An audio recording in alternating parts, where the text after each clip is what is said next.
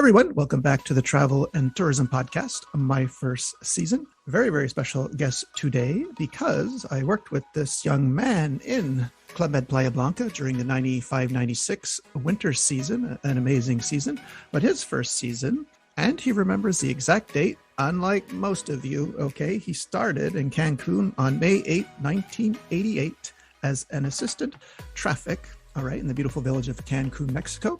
And he recently stopped with Club Med, but we're going to get into all that. Without further ado, everyone, please help me welcome from Mexico, Salvador Cortés. Hey, Sal, how are you doing, sir? Hey, hello, Greg. How are you? I'm fine. Good to hear your voice after all these years. Yes, thank you. It's nice hearing you too. Well, thank you. Thank you very much. So as I mentioned, you had just stopped working for Club Med. So I think you started in 88 and until 2022, correct? Correct. Okay, awesome. All right. So, well, you know how we do on the show. If you can tell us like where you were living at the time before Club Med, like what were you doing? Were you working? Were you going to school? And how did you first hear about Club Med? Okay, then I will start. Well, first of all, thank you for inviting me and welcome everybody to my first season with Greg. As you heard already, Greg and I, we worked together first in Playa Blanca and then we worked in Huatulco a few years later. And well, my first season was in Club Med Cancun in 1988. That's 34 years ago. And that season was interrupted by a Hurricane Gilbert, which at the time was I think it has been so far historically the most destroying hurricane of all in modern history, or recorded hurricane history. But anyway, so we can get to that later on. And before Club Med, I was working at the Pemex, which is the Mexican oil company, Pemex. And at that area, I was very well paid. I was a certified pipe fitting specialist, and I was also an instructor.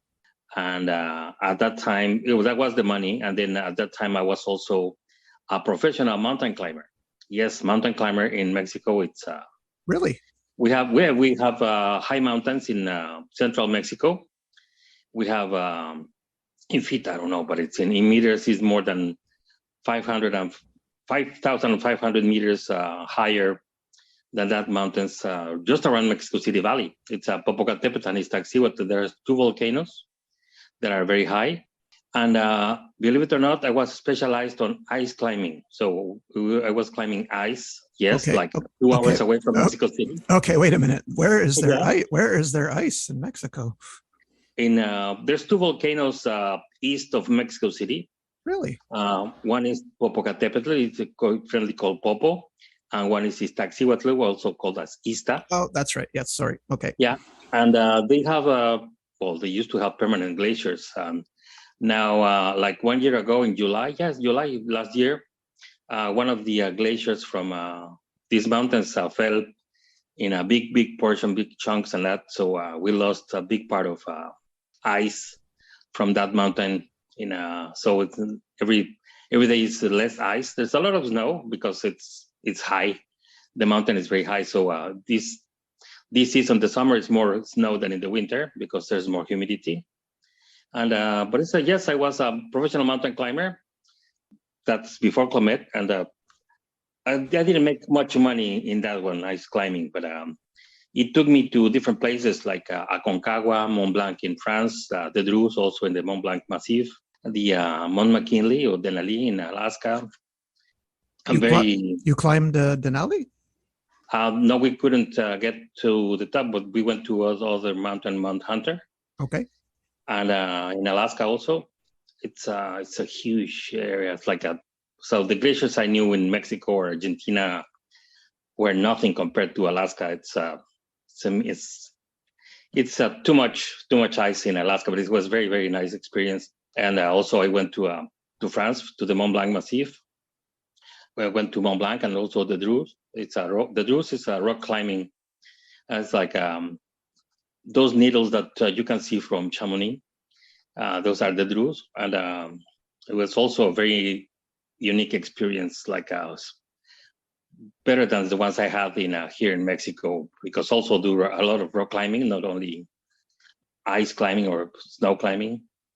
And that was very good experiences, the ones with the mountaineering. I find this crazy that you're from a beautiful hot tropical country and you sought out winter, whereas I'm from winter and I was trying to get to the to the Caribbean, whatever. But at any rate, so at what point did you first hear about Club Med? Is because you knew there were Club Meds in your country? Not really. That's I learned about Club Med by accident, actually. Really? Because it's I'll go to that.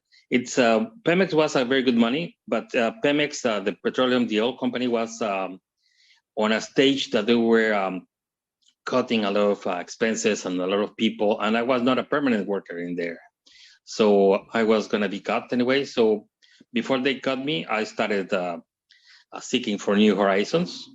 So because I already spoke English and French, I went to Huatulco, which was a developing area. Okay, Sal, you just dropped something very interesting here. Where did you learn French? In a language school. Really? You wanted to learn French? Yes, actually, no. It's it's interesting because I was always good on English, because here in Mexico we have everything. It's like we're neighbors of the USA. So my father, when I was younger, he was subscribed to the magazines Life and Time at the time, and so it was in English. It was not like now you can find Time in Spanish or Life if it exists still. The last versions I saw were in Spanish, but at that time my father used to get the magazines in English, and I always had the contact of that. So and we always had dictionaries and the access. The movies, they were not dubbed like they are now. They were subtitled, so I had to kept on listening at that. And my father used to help me a lot with the whenever I didn't understand something, I would have to figure out, because there's a dictionary and they're like, but it's backwards. Yeah, but but the words are there, so you need to figure out if sometimes the one thing is backwards or before the other one, so it's not Spanish, it's a different language. So I picked up English, and then in high school and junior high, you have to pick a language, and so it was English always. In Mexico, it's always or mostly English. So I was very good at that. And then I wanted to specialize or keep on improving my English. I went to a language school, which is called Senlex in Mexico City. And then they didn't have any more. They actually, well, first they made an exam for me, and they said, okay, you can come into intermediate group, and then you can follow your English from there. And then, but there's no room in any of the courses. You have to wait till next course, which is in 2 months. Then I had already planned that my afternoons were to be used in something useful. So I said, well, what other languages you have? So, well, we have French. Okay, so I'll start with French. So, and then I was just to pick up French for 2 months and then drop it and then continue with English. But then the 2 months came by, and I liked French, and I kept on French, and then I actually skipped some courses in French because I believe, I don't know, I was good at languages, I think. And then I finished English and French at the same time. Well, I improved my English that I really spoke, and then I finished French at the same time. Well, this is very, very fortuitous, because you're about to tell me how you started working for a French company. So, okay. So sorry to cut you off before. So how did you find out about Club Med? Yeah, no problem. It's, but then I went to Huatulco, which was a developing area at that time in the 80s. They were building resorts and other things, hotels and different areas for the beach. And then I went to Huatulco, and then I found that the only actual resort was Club Med. And then I went in for 2 nights. Okay, so you were a GM before. I was a GM, yeah, like a walk-in GM. I was not with a reservation, with a membership or anything. I just paid for 2 nights. And at that time, they used to ask for the airline ticket as a guarantee for your white card. The white card was a thing that they gave you with a piece of white cardboard with your name on, so you could do some expenses at the boutique or different things at the bar. There were no bar premiums because you could buy bar beads at the time, so you have to pay at the bar with plastic beads.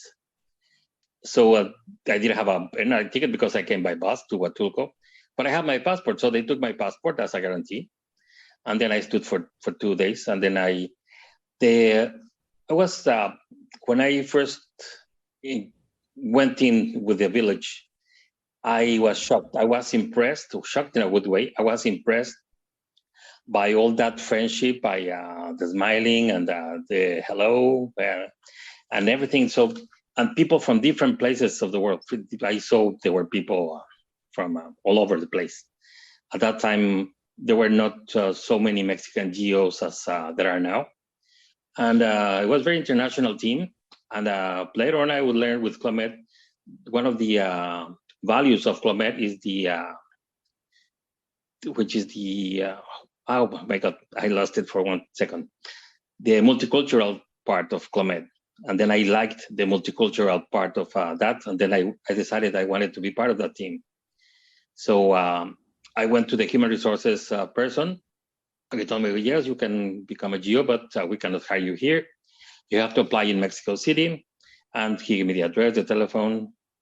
So the next available day I had was like a week later. And then I went to the offices in Mexico City. I had my resume and I applied. And then they kept me with the person who was interviewing me was coming and going from the office and said, just 1 second, because I may have a job for you. Just 1 second. So kept on coming, like after it seemed like 3 hours to me. He said, well, we'll call you if we have something available for you. Then I thought, well, that was one of those jobs that they will never call me back. So with the girlfriend I had at that time, we went to Acapulco that same night.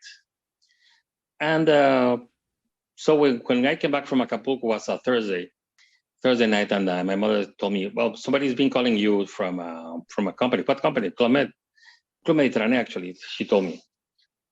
And by that time, remember, it's in the 80s, so we didn't have cell phones or any other means of communication, but just regular phone. So I went the next day, and then they told me, yes, we have a position for you. It will be assistant traffic in Cancun. So your plane leaves at 6. Oh, it's okay. Can I come back tomorrow for my ticket? No, your plane leaves at 6 in the morning. So I had to, I told, well, can I go back? I was like, yeah, just wait for your ticket and then you can go. Now, then what do I do? Yeah. Well, wait, just 1 second. So were did you just want to work for Club Med? So you would have taken any job? Like, had you even thought about, hey, I'll be assistant traffic, or is just you took the first thing they offered you? I took the first thing they offered me. Okay. Wow. Yeah. And it was a funny thing because when I was a professional mountain climber in the association, in the let's say the company that I was, which was a non-profit company, I was the public relations. And the public relations, I used to do all the schedules and the timing for the groups that we received from Poland or from France, from Japan.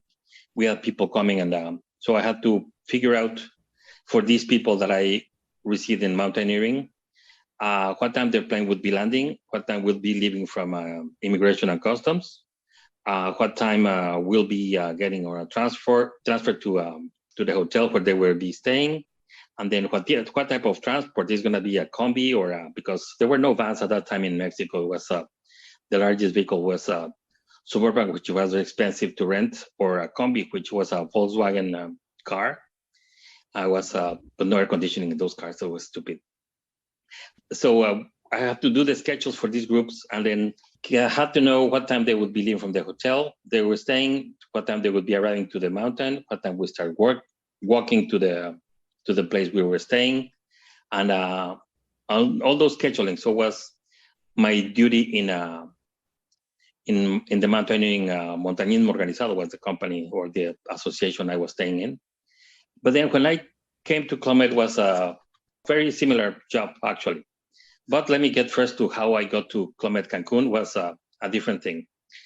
So they told me, yes, you leave tomorrow at 6, your plane leaves at 6, just be there. So there'll be somebody at the airport in Cancun to take you to Club Med. Okay. So I went, I packed, I left early in the morning to the airport. I took the plane, came to Cancun. And then I arrived and the taxi driver's like, anybody from Clomet here? Like, no, there was only one terminal at that time in Cancun. Now there's four. Actually, there's five, but we only count four. So there was only one terminal, and said, no, there's nobody from Clomet. Nobody's come. And so I was waiting, and nobody showed up from Clomet. So I decided, well, okay, I'll take a taxi. Okay, how much for a taxi to go to Clomet? Oh, this much. Like, I don't remember the amount at that time, because in Mexico, inflation has been very excessive at the time. We lost 3 zeros of the currency. At the time we had millions of pesos, so it was our salary, and thousands. 1,000 pesos was like 1 peso of today. So I don't remember the amount they were charging me. They said, no, so do you have a collective or a colectivo, so we can share that ride with somebody else? Oh yeah, you just have to wait till we fill one of the combis, and then you can go. So it did happen. So we filled one of these little, how to say, it's a Volkswagen van, but it's like a very small one, and very noisy with no air conditioning. And we're talking about Cancun in May. It's very hot. So because I was going to be the last one to get off the car, so they put me all the way inside next to the engine, because the engine in those cars is in the back of the car. So they put me there, no air conditioning again. So then we stopped in a hotel downtown, another hotel in the middle of the hotel zone. And then at the end, they dropped me in Clomet. But then the moment we entered to Clomet, it is like, to me, it was like coming into the Fantasy Island from the TV series. It was so beautiful. It was wild, but it was beautiful at that time, the landscape.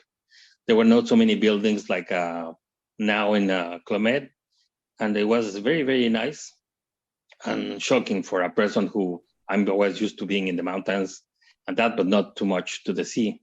And beautiful places like the sea in Cancun is a different thing from the ones I had seen before. And I was very impressed. But then I came to, there was no reception at this time. We're talking about, the hostess desk was at the bar. So I came very early into the resort. It was not even 9 a.m. And there was nobody expecting me. I went all the way to the bar and the swimming pool, and there was nobody who stopped me from, hey, where are you going, or anything, no security person. And then until one person who happened to be the chief of human resources at the time, she came to me like, are you new? Yeah, yes, I'm new. I was, and nobody picked me up at the airport, like, sorry, you were here to do what? I'm going to be traffic assistant. Like, but we already have one traffic assistant. Like, well, they sent me as traffic assistant, so I don't know. So they didn't know I was coming, because again, there's no fax, there's no cell phone. At that time in the village, there was no fax. And so I came in, and so my job was pretty much the one that I was doing at the mountaineering and montañismo organizado before. And I liked it. That's when I came to Clomet. And then later on, I started doing different things during the season, because we had the entrance of restaurants. I was doing a lot of decoration or background for the entrance, and I was preparing everything many times. And then the chief of village at the time wanted me to become a set designer. Who was the chief, Sal? Francois Venin. Francois who?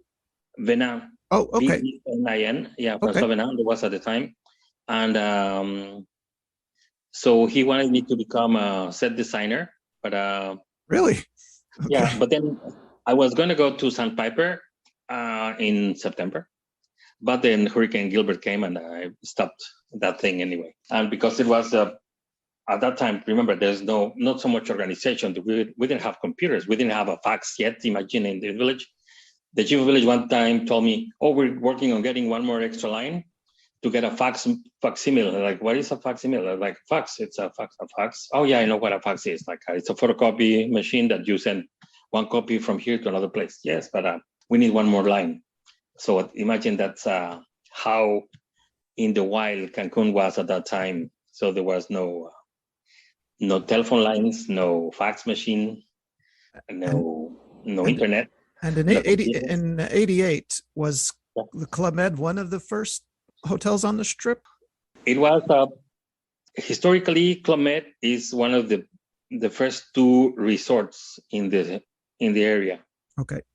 It's there were two resorts at resort because there were other smaller hotels that were before these two. Club Med is one. The other one it doesn't have the same name anymore. It used to be Camino Real.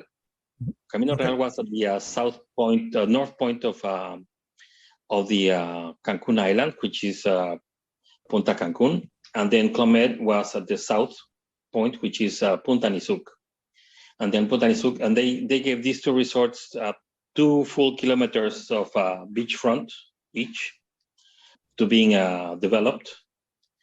And so there was the first two big resorts in Cancun. Yes, was Club Med and Camino Real. But at the time, next to Club Med, there was nothing for like a stretch of beach, and then was some villas, some villas.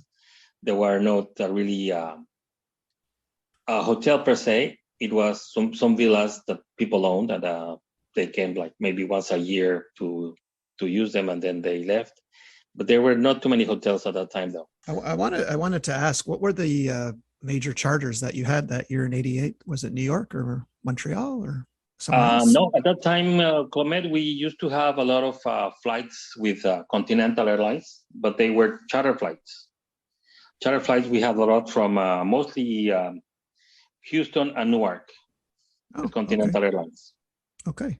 And but then there were the charters. So because it was mostly charter, we didn't have many on commercial airlines, and everything was like on the weekends at that time. It was Saturday and Sunday, and then the rest of the week there was mostly nothing for arrivals or departures. And remember, there was no reception at the time. It was the hostess during the week. It was the hostess desk doing everything, and then the weekends was everything was in the theater. The setup for the planning and the bank. They had these chunky locks for the safety box in the room. There was no combination yet. There was you had to use a lock that came in, not outside, but it just came in the box, and then you kept the key on your bank. And do you remember a lot from your first season, or is it mostly a blur? Can you remember vividly some things? Yes, I do remember many passages from that season. You have any funny stories from your first season? Funny stories, mostly the hurricane, how we didn't know about the hurricane coming in. Okay. But that's the thing. But funny, well, not funny things that at that time, now, there's no more windsurfing in Club Med. And I used to do a lot of, well, not a lot, but I liked a lot windsurfing because it was my first experience, and Wait a minute, you mean there was no windsurfing then, or there's no windsurfing now? There's no windsurfing now in any resort in Club Med. What? Hold on. Why? I don't know. Oh, okay. Sorry, I did not. It's actually been like 2 or 3 years that we don't have any more. Oh, okay. I haven't been since 2010. So, okay. I did not know. No, it's well, a lot of people don't know, and it's like water skiing. There's more water skiing in Cancun. Yeah. Okay. Interesting. Yeah, and but then I was practicing a lot of windsurfing, and I got the Club Med had their own geo team for scuba diving at that time, and I got certified. I got my Club Med certification. I have always been a very bad swimmer, but at that time I was even worse than I am now. I got certified in Club Med, and nobody even ever asked if I could swim or anything. Like just went in, took all the courses, and because we had the equipment and everything, like I was always safe. So without really knowing how to swim, I got certified in scuba diving in Club Med at that time. But the hurricane was a different story, though. Very, very different. because as I told you, there was no faxes, So you had no warning that it was coming. no warning, no television, nothing, because you managed to get a TV. There was no cable, of course, all the way down there. There was no satellite TV. But whenever somebody had a TV, you could only watch the local channels, which was like only from 4 to 10 p.m. and that was it. But anyway, so we didn't have any warning about this hurricane coming in. But early one morning, I felt on the window a lot of rain coming in to the window, actually, like if they were putting it horizontally. Say, and then stopped for like 5 minutes, and then next 5 minutes again. Something's wrong here. So I took in a gym bag, I took one set of clothes for one extra day, some deodorant, and some dry shoes. And so I went to work to the office. At that time, there were no uniforms. We used to work 7 days a week. And we had no uniforms. I was in sandals, shorts, and a tank top going to the office. That was my outfit for the office in traffic. And we had access to the public. The public came to the office directly. So I said, well, something's wrong, so I'm going to get wet eventually this afternoon, and then I will get my clothes now, so I will not be coming back to the room all wet. So by doing this, I went to the office. I left my gym bag in the office, and then our public relations person was the one who was working at the telephone, the standardist. We had a telephone booth where you had one person dialing for you to call whatever you were going to call, New York, Houston, Mexico City, Paris. Then you gave the number to this person. They will dial this number for you and say, okay, booth number 3. And then you go to booth number 3 and then pick up the phone there. And then you can talk. Antonio, at that time, who was our PR, he came to us like, I need your car because why? It's like, I need to go to a meeting. There is a meeting now because there is a hurricane coming, and nobody told us. Okay, so he took the car. He went with the actual PR, which was a Belgian guy who didn't speak speak very small English, and then later on he became a chief of village. So they went to this meeting in I don't know, somewhere in the hotel zone. And then they came back like 2 hours later and said, we have to evacuate now. But they're going to give us shelter in a hotel downtown, and then we're going to spend the night there, and then we'll see what happens tomorrow. In traffic, it was a Thursday, I believe. So we didn't have any. We started calling the bus company, and the bus said, we don't have any buses. They're all busy. They were taken. The chief of traffic told us, the 2 assistants, me and Antonio, say, you need to go downtown or wherever you want to go. You just take a taxi, go downtown, and come back. Tell the buses that we will pay whatever they want to get paid. And we need to evacuate people at 3 p.m. from here to the Hotel America in downtown. So we went to downtown. I went to different places, different offices that I knew they would be placed, or the addresses I knew. I went in, I asked for buses, they didn't have any. So went to a different one, they didn't have any. I looked for many things and couldn't find any bus available. So I went back to the village. And then when I was coming in, I saw the staff bus, the bus that even was marked with a Club Med logo, was going off the village empty. That I asked the taxi driver, okay, block the street, please. And then I got off the taxi, went to the driver, told him, where are you going? I'm going home because they told us we're not going to bring any more shifts for today, so I have to go home. No, you're not going home. You're going to turn around, and then you're going to go to the main reception, and you're going to take one load of passengers to that resort in downtown, and then from there you can go home. Okay, so I paid the taxi. I went with the driver to the not what today is the reception, which was at the time was the arrival and departure area. It was a big square. Now it's the reception. And then I took the bus in, and then Antonio had managed to get one more bus. And then this bus got filled with people, and then went to the hotel and came back actually to the resort, came back to Club Med, and did 3 full trips this bus that I managed to stop at the exit of the resort. So at the end, when we started doing the traffic, looking for buses, the kitchen was preparing different kinds of sandwiches, peanut butter with jelly and tuna salad sandwiches. They were packing all the water available, or they had in bottles to be picked up and taken to that shelter that we were going to have.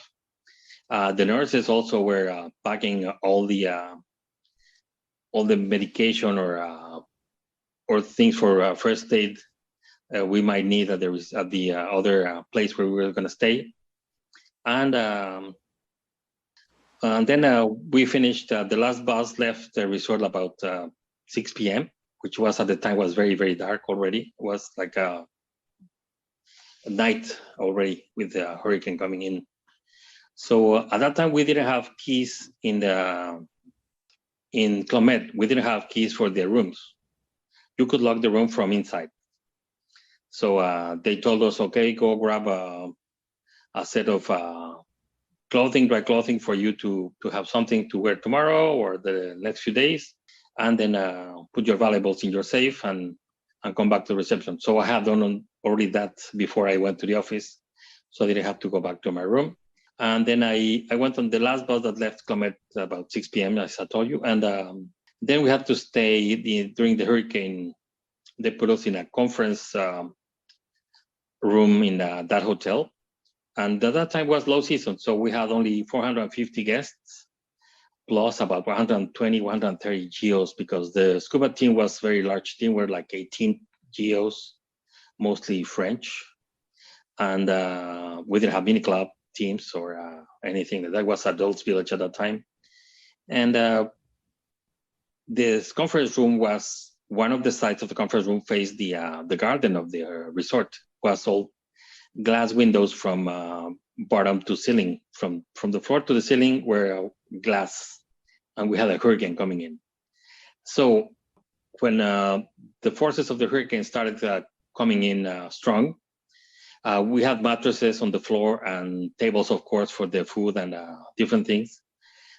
We had to put and hold also. We had to take turns to be holding the mattresses and the tables to hold the glasses so they would not collapse inside the resort. And we had all these debris with palm trees and things flying around. It was a very strong experience. I would not say sad or happy or anything. It's just a strong experience. It was a hurricane is something that you don't really want to experience. Really. No, I've had 5, and if I never go through one again, I'll be happy. And at that time I became like an expert of evacuations, and on that we can get to that later, because we had a hurricane in Columbus Isle in 2004, and then we had a hurricane here in 2005, and we had hurricanes like in between, like a few years before, and then 1 year later of Wilma, different things. So I live here in Cancun, and we are in a hurricane path. So it's most likely that I will have more hurricanes, but not in Club Med anymore. Okay, so I see by the list of villages that you sent me in 92, 93, you were in Club Maeva, Mayan Beach, and Manzanillo. Can you just briefly explain? Because I recall Club Maeva, but what was it exactly? Club Maeva, Aquarius, and other villages, I believe. Right. Aquarius, yeah, okay, that's Aquarius. Right. They used to be part of Club Med, and they had the same system or a very similar system as Club Med did, with the geos and the tables, the sharing, and everything.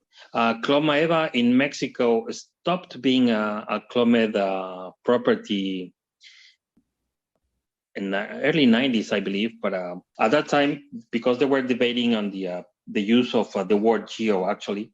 But Maeva it had recently stopped being a Club Med franchise when I joined Club Maeva in Mayan Beach, which was here in the Yucatan. and then in Manzanillo, which is the main resort that they have always had. Maeva is for some reason I stopped Club Med, but then in Maeva they were paying like twice the salary of a Geo actually. Okay. And they had different benefits and I don't know, like savings. At the end of the year, they would give you just all the legal bonuses and everything that was by law, plus a different thing. So which we didn't have in Club Med. So I was like, okay, so I'll see Club Maeva because right now there was no village available for me.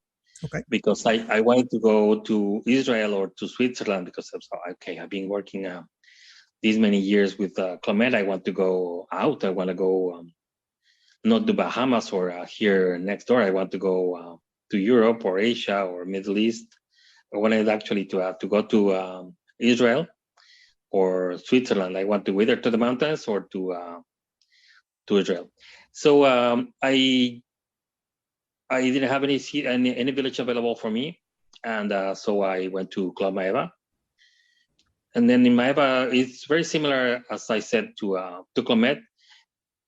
Similar, but and then in other hand, it's quite different. But they don't have not everybody's a Geo or the same organization. The resort is one thing. The rooms, the housekeeping, maintenance is one thing, but then the entertainment and sports and mini club, it's a different thing. So all the staff of mini club, entertainment, and sports, they were Geos at the time.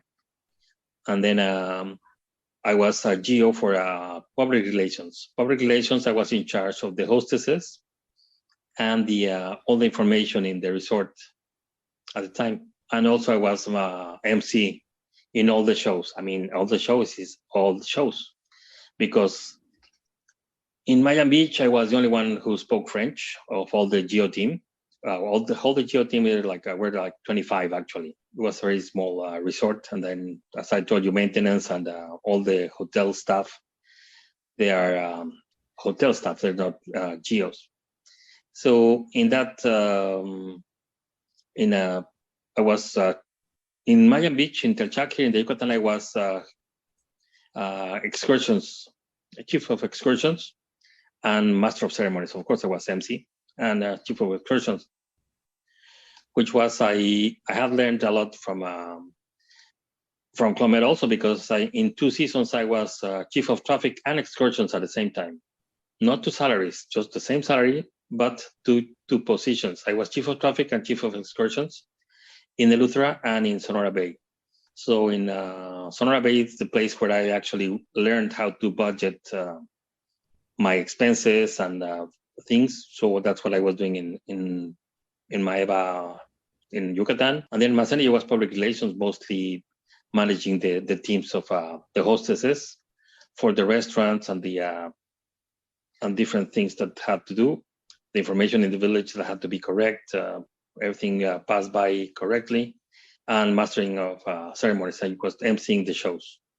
That was Club Maeva actually, but then came back always to Club Med. Okay. So yeah, I want to just briefly talk about 94. You were in Columbus Isle. So I understand you did the 3rd season after the opening. So I have 2 questions to you about Columbus Isle. At that point in time, was it the most beautiful Club Med you had seen? At that time, it had been the most beautiful village I have seen, and it's still the most beautiful village I have seen in Club Med. Agreed. My second question is, since you're a traffic response have traffic, did you not love that it was the shortest ride of any village to the airport ever? You must have liked that, right? I mean, after all those years in Cancun, Huatulco, Paradise, it's a dream, right? It was. I hated it actually. What? Why? The last seasons we have charter flights from Paris, and because we had 300 people or more at that time, we had to fill the buses to get from the airport to the reception. Yeah. So to fill one bus with 60 people, and we're talking about the Bluebird school buses, and you know the room, like you have to fit two adults in a 2-seater. Yes. it's almost impossible in a Bluebird bus. It's like those are for children. So and then by the time it gets to fill these buses with no air conditioning, and a lot of people used to walk from customs and from immigration from the airport. They used to walk like, I'm going to walk to the village. Okay, Yeah, just walk. Okay. yeah. So pulling their luggage behind them. Yeah. Yeah, it's like no, actually the luggage from the charter flights, the luggage came directly to the resort. Okay, good. Yeah, they just the customs agent just go check the trolley carts and check. Okay, so it would say randomly, okay, put this back down, and put this back down. Okay, and those are the only ones inspected, and they didn't have any irregular. They would take them back, and then everybody would pick up the luggage in the theater of Club Med, actually. So it was a very long process also to get everybody from the airport, which is like 10 minutes walking to the reception, and they took more than 10 minutes to fill one bus, and then drive 3 minutes to the yeah. reception. It was like, what? We're there already? Yes. Okay. He's like, okay. So so the second time they came, they didn't take the bus, so they walked. I also hated, in a way, Columbus Isle, because they don't have one daily flight from Nassau. There's no one flight per day. And then many times they would prefer to carry TVs or boxes of the local people instead of taking luggage. Yeah, so the tourists, they don't understand that the tourists are the ones that are paying for okay, yeah. the jobs and everything, and they decide to bring to the island the boxes or the TVs that the local people have to bring. So instead of traffic, it didn't make your job any easier. No, because as I said, there's no daily flights from Nassau. Yeah. So if there's no daily flights, the luggage will be stuck in Nassau, and then they say, no, your luggage is not coming until Thursday. Like, what? It's only Monday. Yeah, but the next flight's on Thursday. There's nothing we can do. And also the problem. I want my luggage now. Well, you can't have it now. The problem also then, like when I was there in '96, was the runway wasn't long enough for the bigger planes, right? So yeah, you can only land so many people in a size plane. We have the ATR, the American Eagle flights, yeah. which was at the time when I came in to Club Med in '94 in Columbus Isle. That airport was so new to the people in the Florida area that when they had people coming to San-Salvador, the name of the airport of the island is San-Salvador. Yes. And so whenever many cases we had that the luggage, instead of coming to San Salvador, Bahamas, the luggage went to San Salvador, El Salvador. Yes. And some guests actually wound up in El Salvador. Did you know that? Yeah, no, I also know that people were sent also to Providence in Rhode Island instead of Providenciales. Yeah, I know some people get all the way to El Salvador instead of getting to San Salvador, Bahamas. Yeah. And then the funny thing is that the person in charge of luggage in San Salvador for American Airlines, his first name was Salvador also.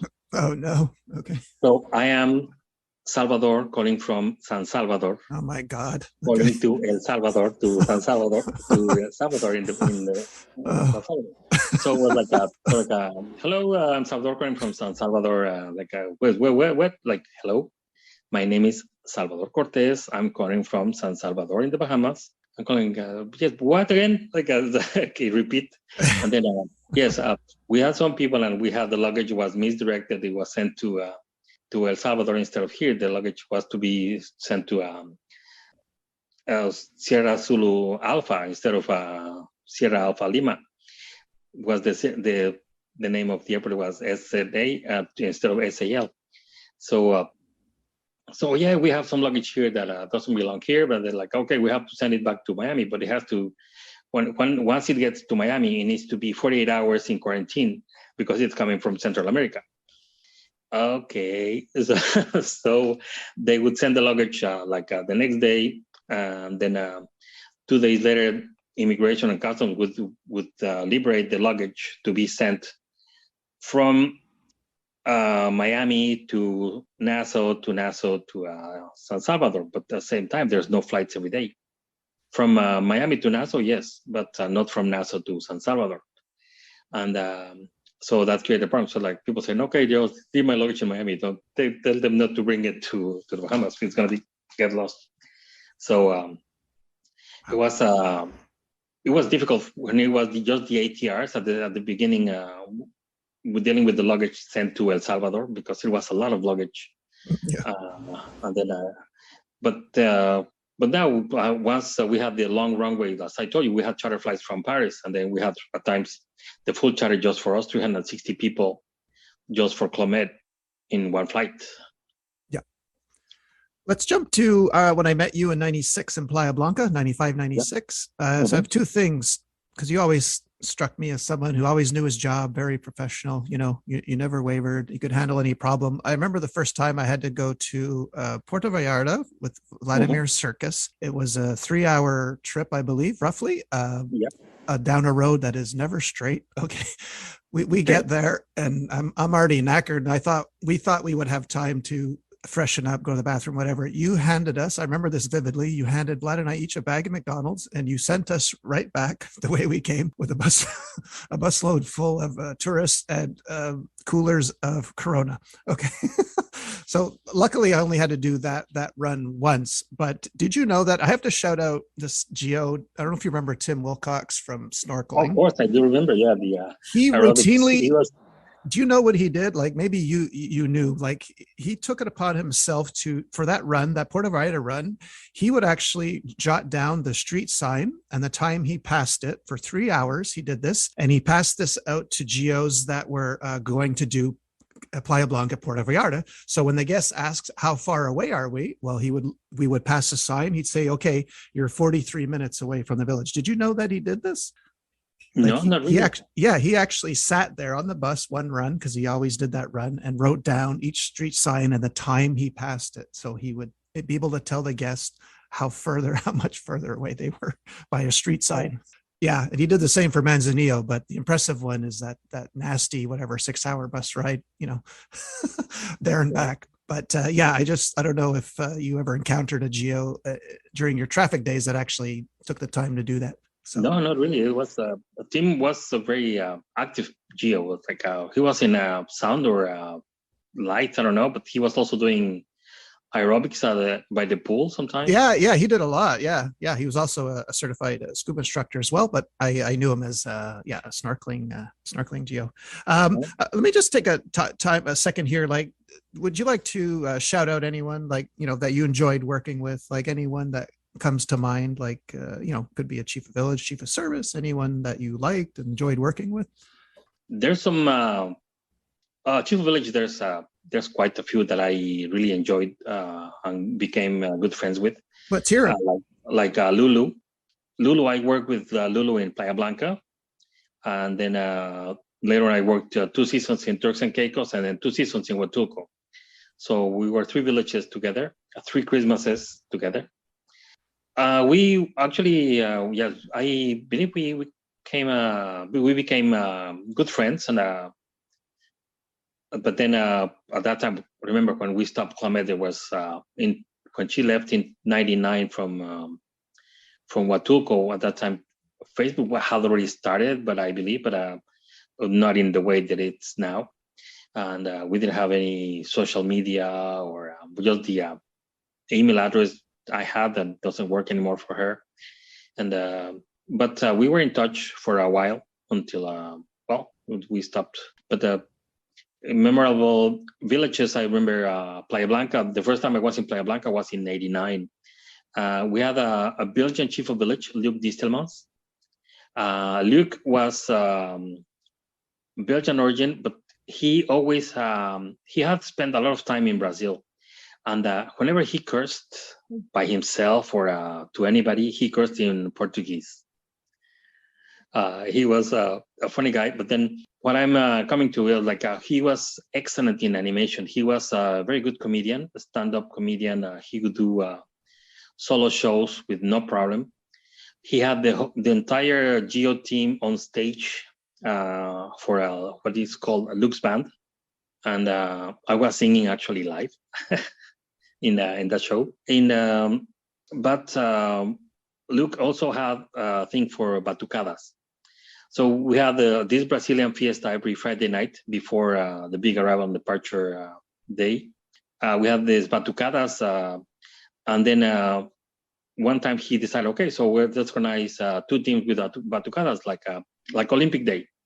Let's say, okay, so we have this team and the other team. So he decided, okay, so you will be in charge of the batucada this week, and then you on the other for the other batucada for this. So he just gave random people like, okay, so whatever we needed for material in the backstage and that, so we could borrow as much as possible, and also we had to sign for it because we had to bring it back. And was a very, very successful season, that one. And that was a summer, actually. I believe was the last summer Playa Blanca was open, because it was too hot and too much rain, too much flooding in the disco or other places. Any other Chifa villages you enjoyed working with? Let me see. Yes, as I said, many other ones. Gus, there's this Australian guy, Gus. Gus, yes. Yeah, Gus. I met Gus as we met him in Playa Blanca as that's right. Animator. Actually, he was in the chief animation. Then also in Turks and Huatulco, and we was then a chief of village in Cancun. He was a fun person, responsible guy. He was very much into it, but it was mostly fun. He's because he gave you responsibility, and he was not over you in a strong manner, like a rude manner. He knew you were able to do some things, and he would encourage you to do the things. He would not be on your back like, oh, you haven't done this thing and you haven't done this, that. No, it's like he let you be. Actually, he knew what people were able to do, and he let them do, and no, not too much about that. So was most of the season with him was a fun season, actually. Any others? Let me see, because I worked. I repeat with many ones, but was like just by chance. Yeah, because you must have worked with, like, I'm sure Hammer. You must have worked at some point, and Kevin Bad. Yeah. And okay. Hammer was chief of sports when Hendel was land sports, and then chief of sports. Oh wow, that must have been that must have been Cancun, right? I'm guessing.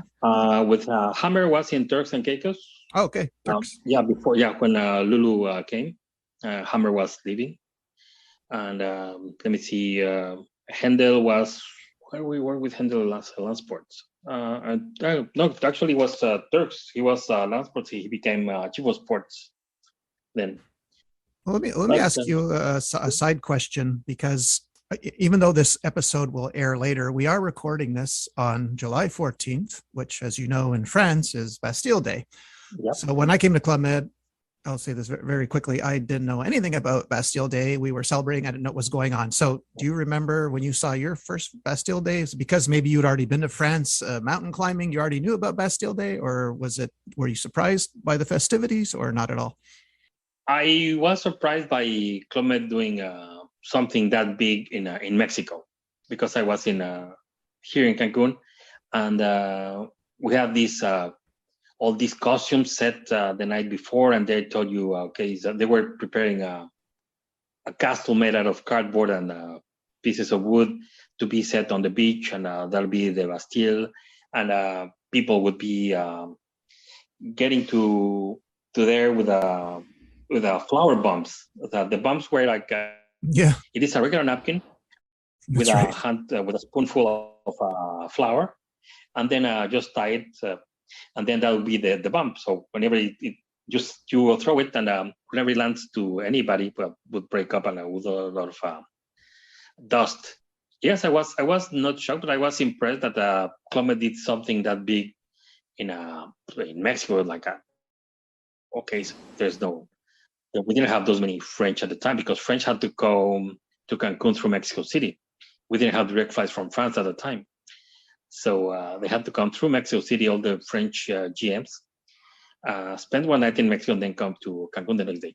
So it was a nice experience. It was good seeing that Club Med would go, a French company would go through all that to have their guests happy, actually. Okay, Sal, since you worked from 88 to 2022, this question might be difficult for you, or it might not be. I was curious if there was one village in particular that you worked at that was special in some way or magical in some way. Do you have a season and a village where it was different from all the others? The not the village, not the seasons actually, but the village itself. It's Playa Blanca. I think it was which year? The best Club Med. Yeah, it was the most Club Med for me, because everything was together. It was a very quaint, like a very small Mexican pueblo. Okay, Mexican so no particular year, just the village. No, just the village. Yeah, okay. The village itself, yes. The buildings, everything was together. The offices on the ground floor. Then we have the main lobby with the bar and the swimming pool on the next level. And then on top of that, we have the main restaurant. And then just coming from the bar, next to the bar and swimming pool, you have the dance floor and you have the theater. And then next to the theater and the swimming pool, also you have the dance floor, the disco, the nightclub. And everything was all in one same area. And it was very nice. The setting of a quaint, a very nice cobblestone Mexican town. It was a very, very nice setting. To me, there was the perfect village was actually Playa Blanca. I would agree. For such a small village, it seemed to be very centralized. And yeah, so many people have very fond memories of Playa. Yes, and I'm one of them for sure. And now my last question to you would be, if I've forgotten to ask you anything, or if there's any more people you'd like to shout out, please take the time. No, not really. It's I just would like to thank the first Gio that actually helped me a lot, and still we're very friends with him nowadays. He still works for Club Med. Juan Antonio Fernandez Garelli. He works with Club Med Human Resources in Miami. Yeah, that's he's the person who helped me a lot. My first season, we were both traffic assistants. It was his second season, was my first season. So he helped me a lot. We went through a lot during that Hurricane Gilbert in that time. And then the rest we crossed paths only because we never worked together again, because we were both chiefs of traffic, and we didn't work together anymore.